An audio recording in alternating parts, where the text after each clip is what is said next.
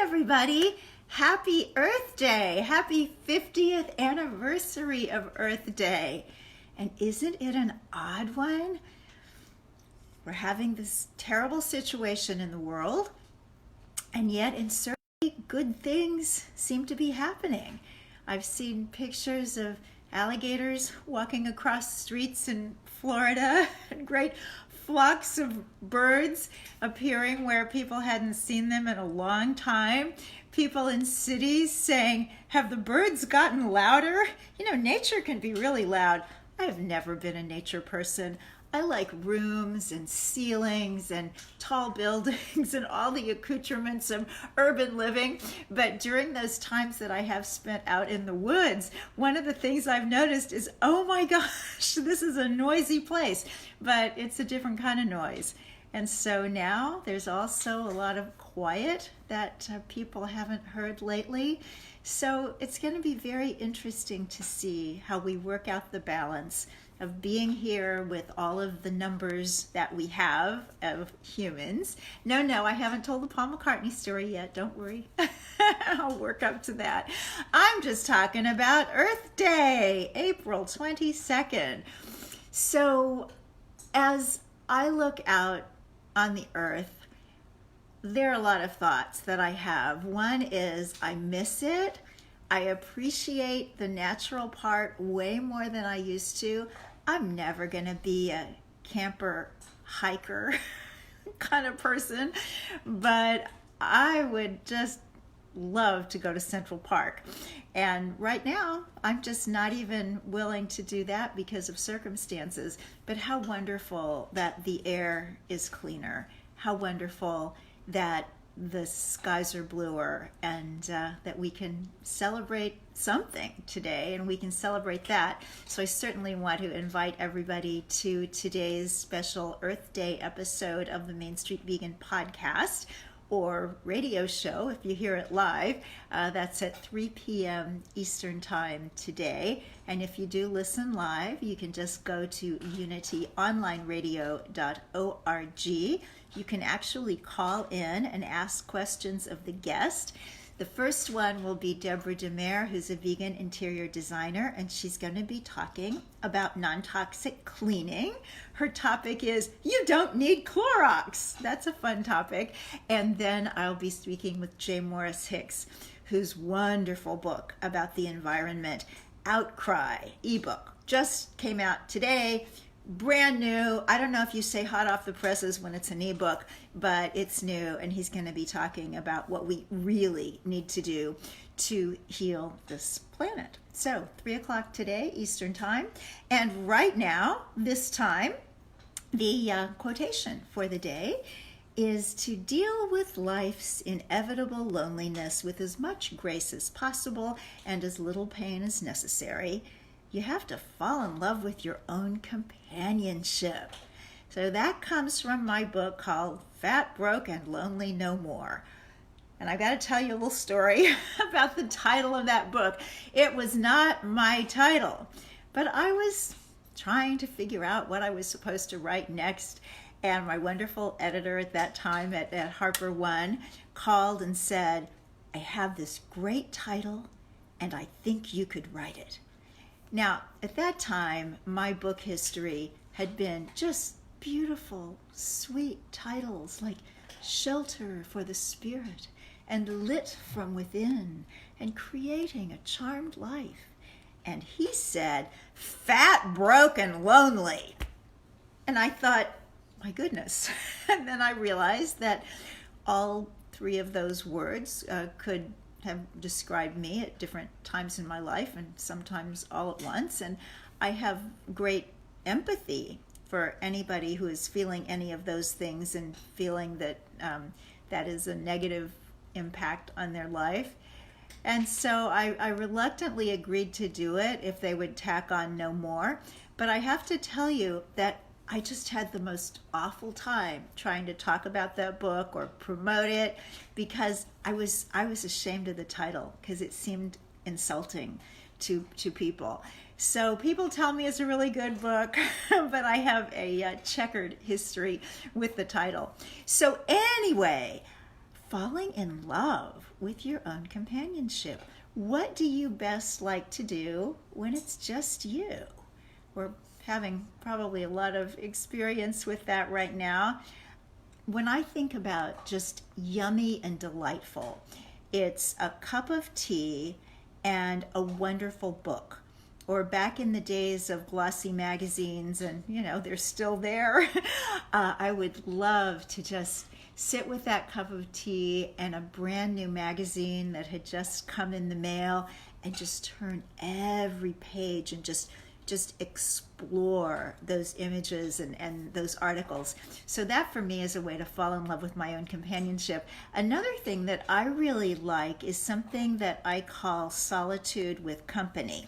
Now it's a little bit hard to get now, but in regular life, one of my favorite things to do, and in fact it's what I did most days, was go to a coffee place with my laptop and just be, write, work, have all that energy of all those people, and yet nobody bothered me, so I was alone with company.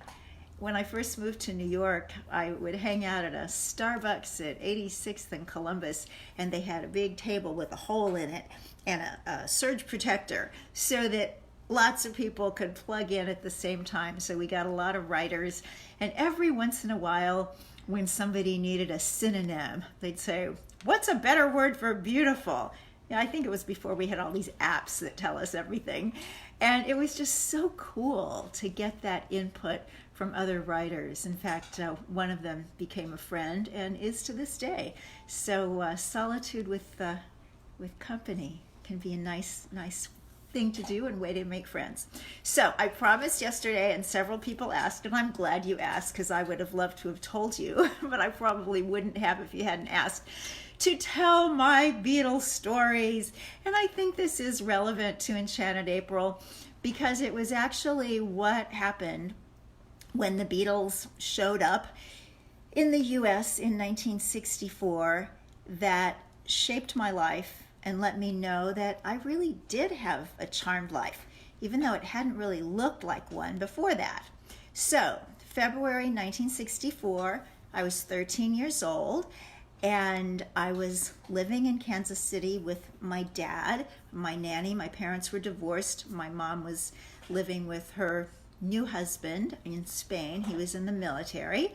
And we went to dinner on a Sunday evening, but I knew that this group that was popular in England was going to be on TV. So I went into the bar of the restaurant where they had a TV and watched the Ed Sullivan Show. And that was truly a watershed moment for me because I absolutely knew that nothing would ever be the same, and it never was.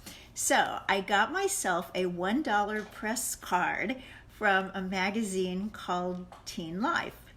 And I think half the little girls in America had one of those, but I took mine extremely seriously.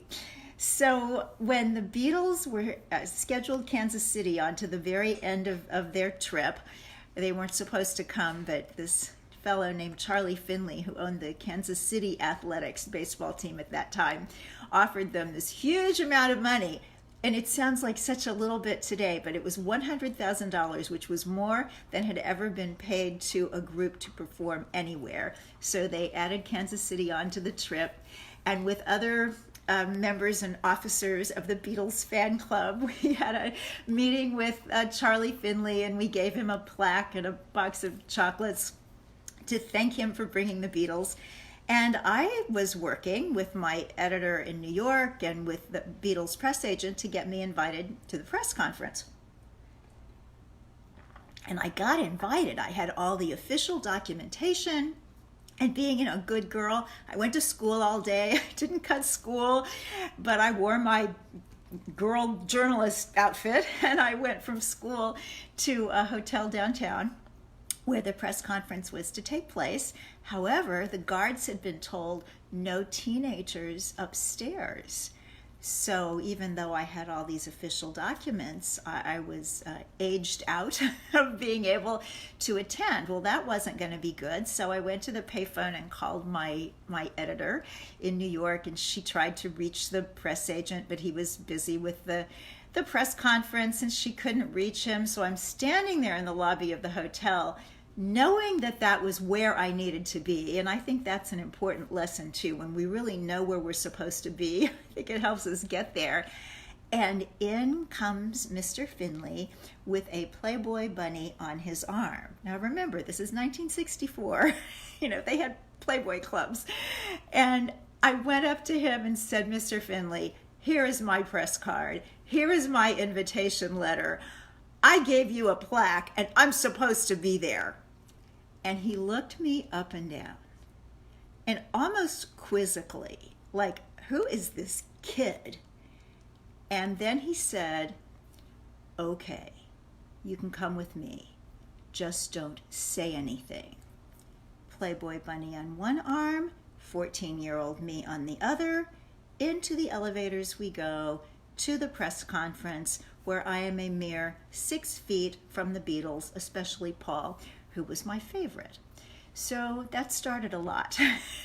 It started me using that press card and writing articles and meeting just about all the rock groups of the era who came through Kansas City.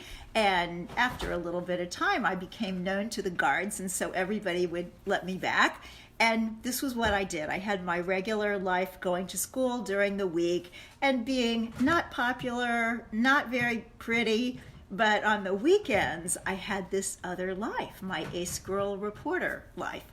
So that was 1964. In 1965, I had another invitation to a press conference in Chicago. And it happened to be during an airline strike. So it was difficult to get a ticket and get there, but I did. And when I got there, the press conference had been canceled because John Lennon had made a comment in which he had said that the Beatles were more popular than Jesus. And so in belief that there would be a lot of protests from religious people, they had canceled the press conference. So I am in Chicago during a plane strike with basically nowhere to go. So I called my dad, who kind of disapproved of all my rock group journalism. He didn't quite know what to make of it, but that day for some reason he approved. And so he managed to get a ticket, I will always remember, on United Airlines. I have a soft spot for United Airlines because of this. And he flew to Chicago. We checked into the hotel where the Beatles were staying.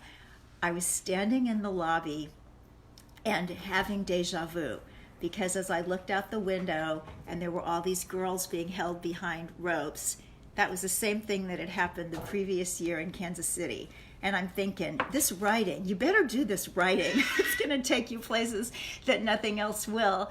So as I waited for my dad to come down for dinner, I recognized Mal Evans, who was the Beatles equipment manager.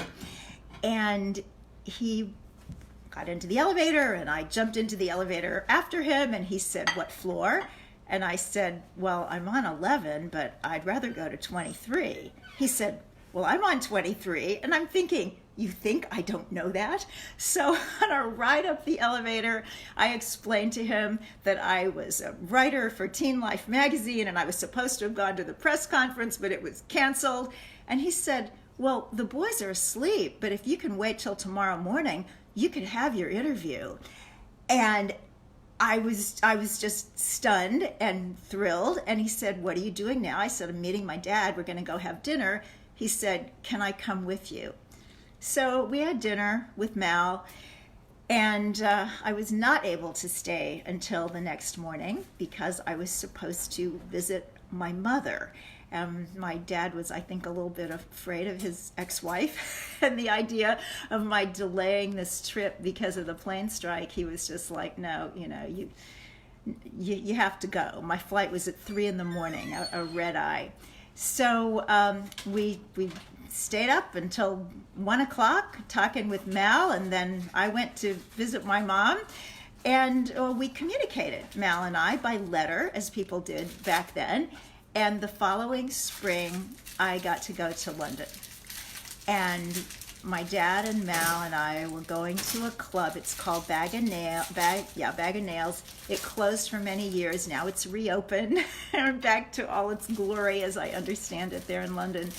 So Mal said, there's somebody I want you to meet.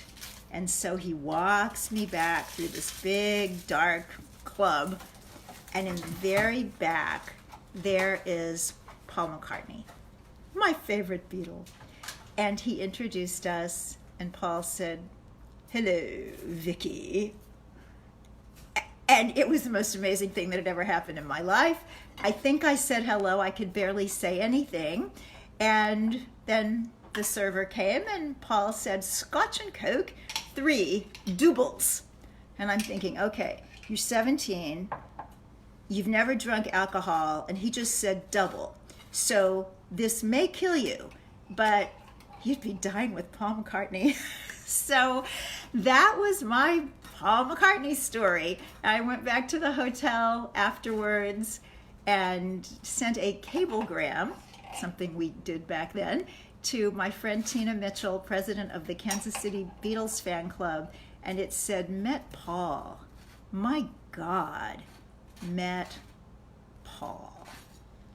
So that's my Beatles story. The P.S. is that my dad and I went back to Bag of Nails the next night, and John Lennon was there. We weren't with somebody who knew him, but I had more nerve than usual and told him I was a friend of Mal's and hello. And he said, oh, Kansas City, baseball. And I thought it was so sweet that they had remembered that.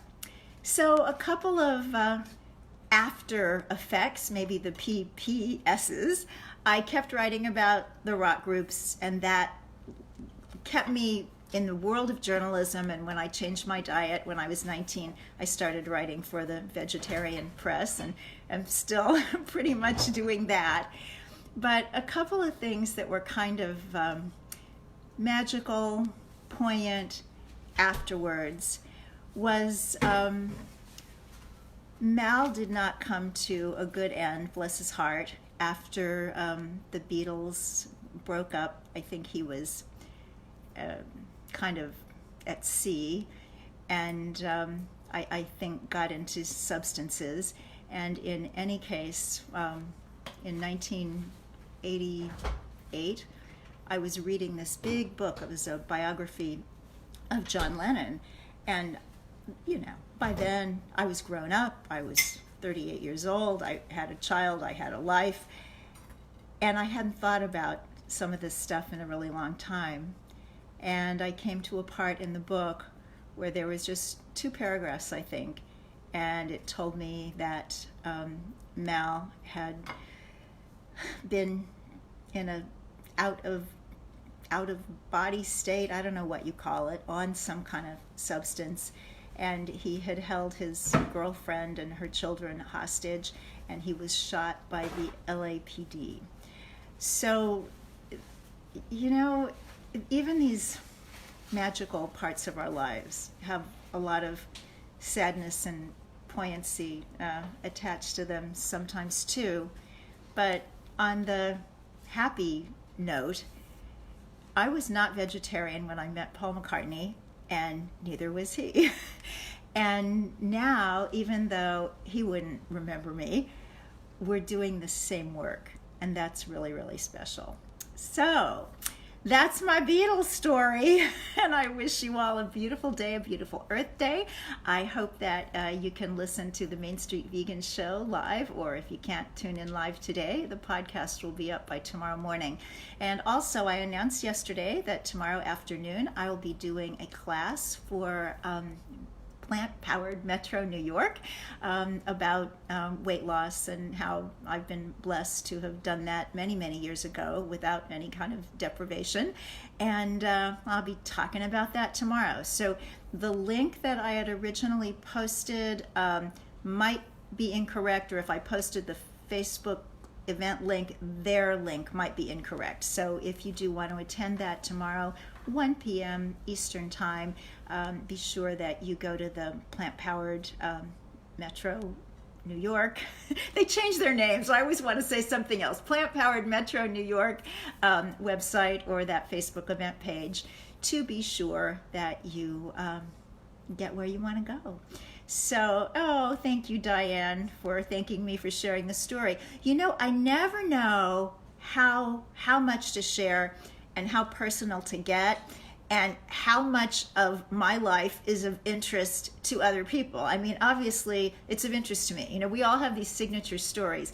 In the speaking business, they talk about that, and they say that people don't remember generally the facts that you tell them, but they remember the stories because we are a storytelling species, and that we all have signature stories. We all have these stories that jump out, and what makes them special is that other people can relate in some way and do something with those. So I hope that that's true for this and true for you. So I love you a lot. I'm so happy you're here today. I hope that you will enjoy your own company today and that of people that you love. All the best. Bye.